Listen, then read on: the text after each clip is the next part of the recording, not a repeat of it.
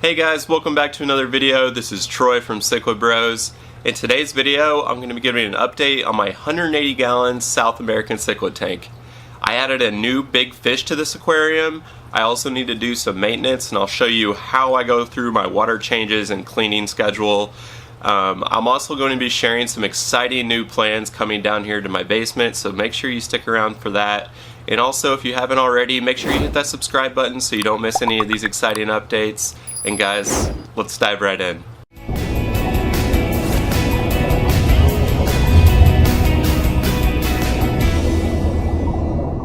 Okay, so here is the view whenever you walk down to my basement, starting with kind of my desk where I'm going to be editing this video shortly, and my water box tin cube. This has an epistogramma, doing really well. And then you move over here, and you have my 75 gallon, my 180. I also have a 38 gallon aquarium behind this wall, and I'll show that briefly, but today's video is really going to be on the 180. Today is the day for my weekly water change, and as you can see here, a lot of people ask how often and how much I change on a weekly basis. So first, I'm going to hook up this pump to my Python and get the water draining, and I'll explain the process. So I typically do about 30% water changes weekly, and this is really based on the amount of nitrates that build up in my aquarium. So this could change over time if I have more bioload accumulate. So really simple, just coming through the pump, all the way through the hose that's going into my utility area, and then out the other end. Using a pump like this can save you a lot of money when it comes to your water bill. As the water is draining, I'll do other things such as scrubbing off decor that has too much algae. Here I'm doing that with one of my fake plants. I would have live plants in this aquarium if my Severums didn't eat everything I put in here. Since this is tank water draining right here, it's actually a good way to clean your filter media or decor if you're ever concerned about losing any of the beneficial bacteria being exposed to tap water, but overall it shouldn't be a big issue with just a small plant here. Also, things like scrubbing down the acrylic or cleaning the filters are usually things I do during this time. During most water changes, I usually use a flipper to remove algae from the acrylic, and being extra careful not to leave any scratches. I'm pretty paranoid about that, so I'm very gentle and I look for sand on it before using it. I do like a little bit of algae in the tank and on decor, but not when it's too much or when it's on the acrylic itself. I was also able to put that plant back where it was. My true parrot had moved it around previously, and I also landed on a name for this guy, Meet Blue, since he reminded me of the raptor in Jurassic World. Now that the tank's about 25 to 30% drained, time to finish up here. Another question I get a lot is how I clean the sand. It's pretty simple. I just attach the regular end piece of the Python and lightly skim over the sand.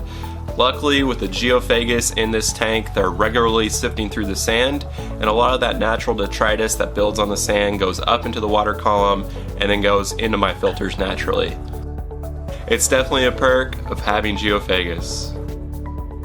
When refilling the tank, I use the normal Python end piece and then turn on the water, making sure the temperature is as close as possible to the tank. I usually do this by feel, but you can also get a thermometer. I add a couple capfuls of Cichlid Prime as my dechlorinator while it's filling, making sure to treat the whole volume of the tank, not just the amount of water changed. I occasionally add some aquarium salt as well, and then after that it's just time to sit back and wait till the tank fills.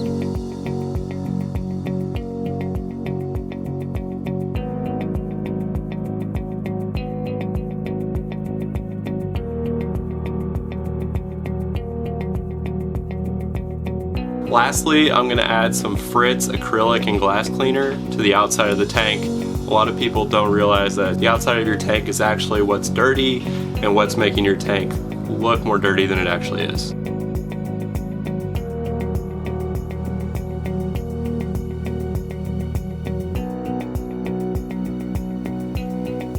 Now that the tank is looking great, I'm going to show how and what fish I added to this tank. So as mentioned, I do have a 38 gallon aquarium behind this wall. I'll go around this corner and show that. So in my storage room is the 38 gallon tank.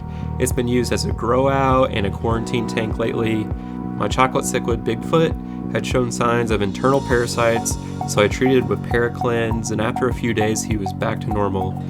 He got his color back and was eating aggressively.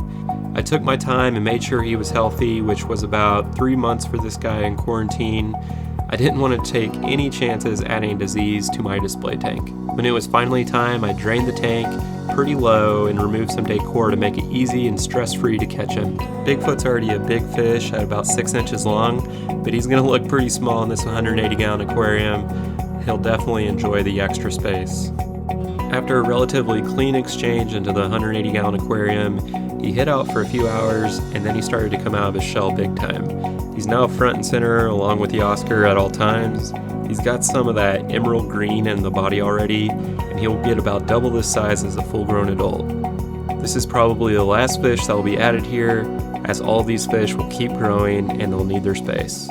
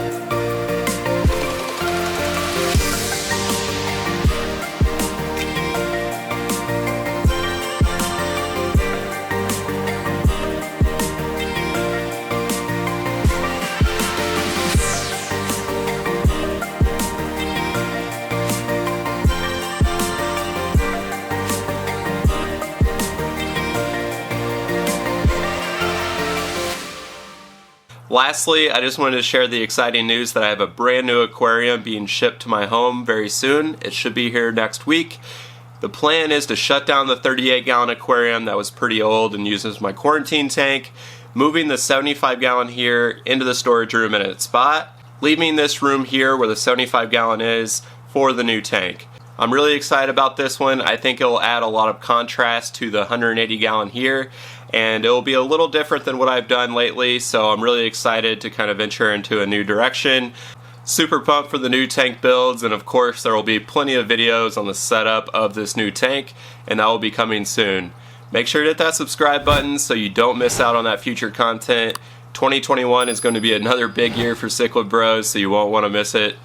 Thanks again for watching, everyone, and we'll see you next week.